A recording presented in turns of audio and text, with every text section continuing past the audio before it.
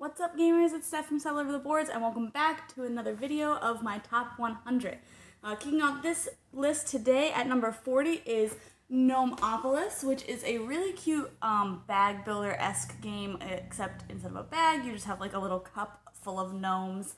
And it's not only just building that kind of deck, so to speak, of having the right gnomes to go out and do certain like worker placement actions for you, but also making sure that you gather the correct buildings to have somewhere to house them at the end of the game, which can sometimes be kind of the tricky balancing of that game. So that's a really cool one if you are into deck building / pool building, bag building kind of things, and want something a little bit more unique.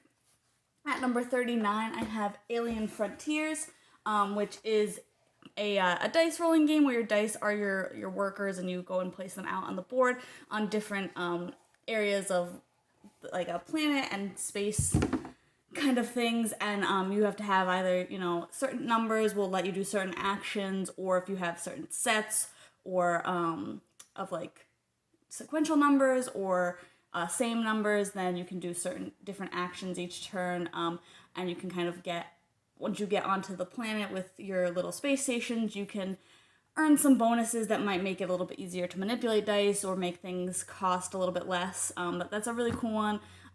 One of the first games I played getting into the hobby, so I've really just liked that game ever since I really started playing board games. At number 38, I have Grand Austria Hotel, which is all about running a very successful hotel. You're trying to cater to people at your little restaurant, and you're also trying to get those people into their rooms, and you want to follow certain patterns in order to score increasing amounts of points. But that's another one that's just been one that I've played for a really long time since getting into the hobby, and has just really stuck around for me. At number 37, I have Adventure Mart, which is this really cute, I love the art in this game. It's a deck building game, and you are a store manager trying to run the most successful Adventure Mart. And you are just trying to stock your store, get staff, get equipment to help you sell to certain adventurers who you're not going to know who's coming through until basically you like open shop and start selling, and you're bidding against other players to make sure that you have the best quality item but also at the best price for those adventurers, because they want to only pay a certain amount. It's a really, really cool deck builder. It's pretty new, but I got the chance to preview it and then had to buy it once it came out because it's just really adorable, and I just really like deck building in general, and that one's a really good one for me. At number 36, I have a Hayao, I think is how it's pronounced, so we're gonna hope that's at least close, which is a polyomino game, and it's very similar to the Tetris style of putting certain shapes in a little grid, and you want to make full lines. They don't clear like they do in Tetris, but you want to make full lines in order to score extra people points, and then also make it so that you have more room to increase building out your little grid. But it's all about parties. It's really fun to look at, in my opinion, and I think that it scales pretty well for 2 players, which I usually play it at, and I just really enjoy the look of it, and a lot of variability in how things come out and how you want to turn things and what you want to go for. You want to get big blocks of certain colors to get more, to have bonuses for having the biggest areas to get more people, but then you also get more people onto your board with more areas of the same color that you have as well.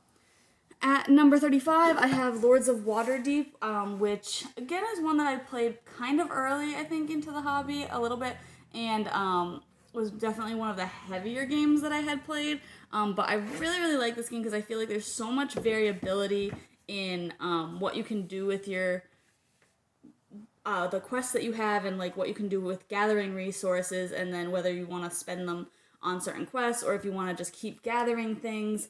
But you have to balance that you can only, I think, complete 1 quest per turn, so you really have to balance collecting those resources and not hoarding them so that you can use them effectively, because there is a little bit of take that players can kind of influence things by either like making you discard things or stealing things from you, or a little bit of that, but there is a lot of variability in different paths to success in that one, so I do really, really like that game.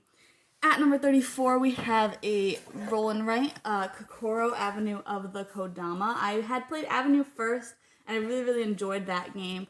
And then I had played this, and I think that it just does a little bit more, so I do like this one a little bit better. It does have a little bit more variability because it has two different sides to the board. And it's a little bit cuter as well. But that's just a roll around where you're making paths to kind of connect different symbols to certain areas of the board. And the more symbols that you have connected, the more points that you're going to get. But as well, you're also trying to make sure that you have symbols connected to different different little buildings here. And you have to have more points each round, otherwise you score 0 points. So if I have the first round, I have 5 points, and the second round, I only have 4 points. I don't score for the second round, and it's going to be negative points at the end for me as well, which is, again, one of those games where you really have to balance, like, okay, I want to start off slowly. I don't want to get 20 points the first round, because then I'm going to have a hard time the rest of the game since I have to always have more. So you have to start off slowly and really build to a really big finish if you want to do well on that one. At number 33, I have Kitchen Rush, which is one of the very few cooperative games that I still own, because we are really not that into cooperative gaming overall, but this one is really great. It's a real-time game, and you are basically just chefs rushing to get orders out in the kitchen, and there's a ton of different things you can do. Your workers in this game are little sand timers, and you're putting them out, and you can't move them to do something else until that time runs out. I believe they're 30-second timers or so. But you can't move them until time runs out. So you want to do actions and then take up that time so that you have, by the time you're done doing the action, you have another worker you can now replace somewhere else. It's a good one for cooperative if you don't really like cooperative, because of that real-time element. It's really hard for anyone to kind of quarterback or take control, because everybody has to be doing things simultaneously. There's no time to sit and just evaluate, because you don't have that much time per round.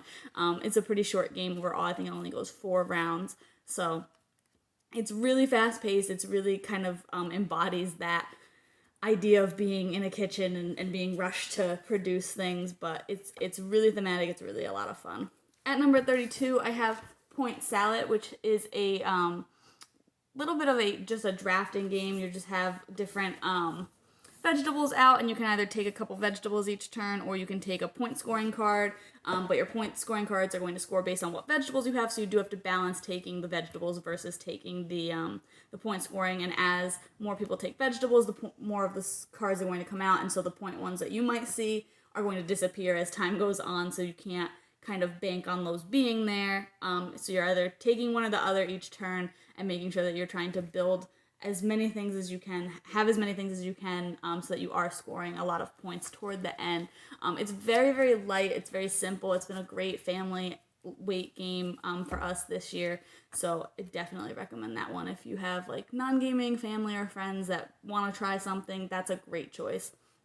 Similarly, at number 31, I have Just One, which has also been just an amazing family non-gamer game for us this year, and it's also, this one's a great one virtually because it's super easy. Everybody just needs a pen and paper, and then you just have to be able to hold up cards to the camera for them to see. But anyway, this one is just, if I'm the active player, I'm going to pick a number from 1 to 5, and everybody else can see the word that I've picked. So maybe it's shark, and then everybody's going to write down one word that has something to do with shark.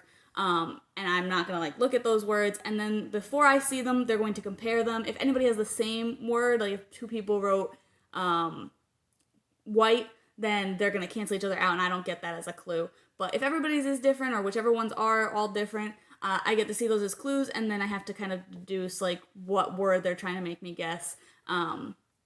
So that's really simple. It's just writing one word and trying to get people to guess what word is on the card that they can't see. It's, again, very light, very family friendly, and it's just been a lot of fun. It's great with pretty much any number of players that it plays. I think it plays 3 to 7, yeah.